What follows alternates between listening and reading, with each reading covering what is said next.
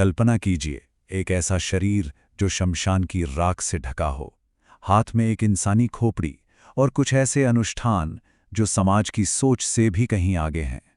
आज हम अघोरी साधुओं की इसी रहस्यमयी दुनिया में उतरने वाले हैं, जो अध्यात्म के सबसे चरम और शायद सबसे गलत समझे जाने वाले रास्ते पर चलते हैं। तो सवाल सबसे बड़ा यही उठता है कि आखिर उन चीजों को क्यों अपनाना जिनसे पूरी दुनिया नफरत करती है, दूर भागती है। इस एक सवाल का जवाब ही हमें अघोरपंथ के केंद्र तक ले जाता है। देखिए, उनकी दुनिया शमशान घाटों में बसती है। हाँ, वही जगहें जहां जिंदगी का अंत होता है, जहां एक आम इंसान डर के मारे कदम भी नहीं रखता। वही जगह उनके लिए साधना का सबसे बड़ा केंद्र है।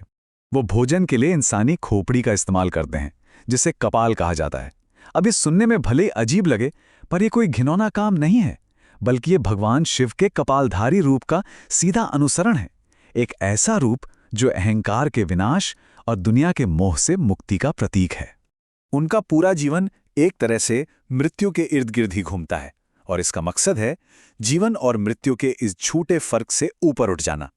लेकिन सवाल यह है कि इन सभी चौंकाने वाली प्रथाओं के पीछे की फिलॉसफी क्या है। तो चलिए, अब हम पवित्रता और अपवित्रता की इन सामाजिक धारणाओं से थोड़ा आगे बढ़ते हैं और अघोरियों के उस मूल दर्शन को समझने की कोशिश करते हैं जो उनके हर एक काम को गाइड करता है। और सबसे बड़ी विडंबना देखिए, संस्कृत में अघोर शब्द का मतलब होता है जो भयानक नहीं है। इसका एक और मतलब है रोशनी की ओर ले जाने वाला। है ना अजीब? ये मतलब उन डरावनी छवियों से कितना अलग है जो हम अक्सर देखते हैं। और यही उनके दर्शन का सार है। वो ये मानते हैं कि ईश्वर हर चीज में मौजूद है, चाहे वो एक खूबसूरत सा फूल हो या फिर एक सड़ता हुआ शव। इसीलिए पवित्र और अपवित्र ये सारी धारणाएं सिर्फ एक भ्रम है, एक सामाजिक बंधन जिसे आध्यात्मिक आजादी के लिए तोड़ना बहुत जरूरी है। ये दर्शन असल में हमारे सामाजिक मूल्यों को सीधी चुनौती देता है। देखिए, जहां समाज मौत से डरता है, उससे मुंह फेर लेता है, वहीं एक अघोरी उसका सामना करता है। जहां हमें घिन आती है, वहां वो दिव्यता देखते हैं। उनकी हर एक प्रथा इन मानसिक बंधनों को तोड़ने का एक जबरदस्त जरिया है। लेकिन हाँ, अघोरी बनना कोई एक दिन का फैसला नहीं होता।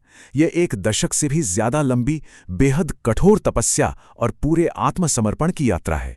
ये सफर शुरू होता है खुद को सबसे अलग करने से। एक साधक जीते जी अपना पिंड दान करता है। सोचिए, ये कितना शक्तिशाली अनुष्ठान है। ये ऐलान करना कि दुनिया के लिए मैं मर चुका हूं। फिर वो या तो एक गुरु को ढूंढता है या वो काशी के रक्षक बाबा काल भैरव को ही अपना गुरु मान लेता है। गुरु से एक गुप्त मंत्र मिलता है और उसके बाद शुरू होती है 12 साल की अटूट साधना। हर दिन बिना एक भी दिन चूके। जो इस अविश्वसनीय परीक्षा को पास कर पाते हैं, सिर्फ वही शमशान, शिव और शव साधना की सबसे गहरी प्रैक्टिस की ओर बढ़ते हैं। आपको बता दूं कि अघोरपंथ कोई नई चीज नहीं है। इसकी जड़ें बहुत गहरी हैं, प्राचीन भारत के रहस्यमयी तांत्रिक संप्रदायों तक जाती हैं। चलिए देखते हैं कि ये रास्ता समय के साथ कैसे कैसे आगे बढ़ा। इसकी शुरुआत 7वीं-8वीं सदी के कपालिकों से मानी जाती है। ये शिव के उपासक थे और अपनी चरम प्रथाओं के लिए जाने जाते थे। लेकिन इस बिखरी हुई परंपरा को एक संगठित रूप देने का श्रेय जाता है 17वीं शताब्दी के महान संत बाबा कीनाराम को। उन्होंने ही वाराणसी में क्रीमकुंड आश्रम की स्थापना की, जो आज भी अघोरियों का एक मुख्य केंद्र है। उन्होंने इस प्राचीन वंश को एक पहचान दी, एक स्ट्रक्चर दिया। तो सवाल यह है कि इतनी कठिन तपस्या का आखिर लक्ष्य क्या है? क्यों कोई इस रास्ते पर चलेगा? इसका लक्ष्य है सिद्धियों को पाना, यानी असाधारण आध्यात्मिक शक्तियों को जगाना और ब्रह्मांड की ऊर्जा के पवित्र केंद्रों से जुड़ना। ऐसी मान्यता है कि अघोर साधना से 6 प्रमुख सिद्धियां मिलती हैं। इनमें दूसरों की इच्छा पूरी करने की शक्ति से लेकर बहुत ही सूक्ष्म, अनदेखी आवाजों को सुनने की क्षमता तक शामिल है। इससे भी आगे एक सिद्धि है प्रवेश अवति, जिससे उन्हें भूत, वर्तमान और भविष्य तीनों को एक साथ देखने की क्षमता मिलती है। और शायद सबसे जरूरी, स्वाम्य शक्ति, जो उन्हें अपने मन और अपनी इंद्रियों पर पूरा कंट्रोल देती है। और ये साधनाएं ऐसी वैसी जगहों पर नहीं, बल्कि बहुत शक्तिशाली ऊर्जा केंद्रों पर की जाती हैं। इनमें सबसे प्रमुख है वाराणसी का मणिकर्णिका घाट, जिसे महाश्मशान भी कहते हैं। माना जाता है कि ये पृथ्वी पर शिव का निवास है।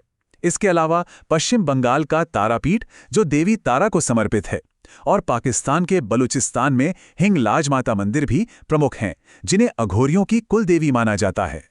अक्सर लोग अघोरियों और नागा साधुओं को लेकर कंफ्यूज हो जाते हैं, उन्हें एक ही समझ लेते हैं। ये बात सच है कि दोनों ही शिव के परम भक्त हैं, लेकिन शिव की पूजा करने का और जीवन जीने का उनका तरीका एक दूसरे से बिल्कुल अलग है। आइए इनके बीच के अंतर को थोड़ा समझते हैं। अघोरियों का लक्ष्य है द्वैत, यानी अच्छे बुरे की भेद से ऊपर उठ जाना, और वो मुख्य रूप से शमशान में रहते हैं। उनका आहार मांसाहारी होता है। वहीं दूसरी तरफ नागा साधुओं को धर्म का रक्षक माना जाता है। वो हिमालय की गुफाओं और मठों में रहते हैं और ब्रह्मचर्य का बहुत सख्ती से पालन करते हैं, एक ऐसा नियम जो अघोरियों के लिए जरूरी नहीं है। और आखिर में एक सवाल हमारे साथ रह जाता है, क्या समाज की सबसे बड़ी वर्जनाओं यानी घृणा, डर और मौत का सीधे सामना करके अघोरी साधु आध्यात्मिक आज़ादी का कोई ऐसा अनूठा रास्ता खोज लेते हैं जो बाकी दुनिया के लिए अकल्पनीय है? ये एक ऐसा सवाल है जो हमें आध्यात्मिकता की हमारी अपनी बनाई हुई सीमाओं पर सोचने के लिए मजबूर कर देता है।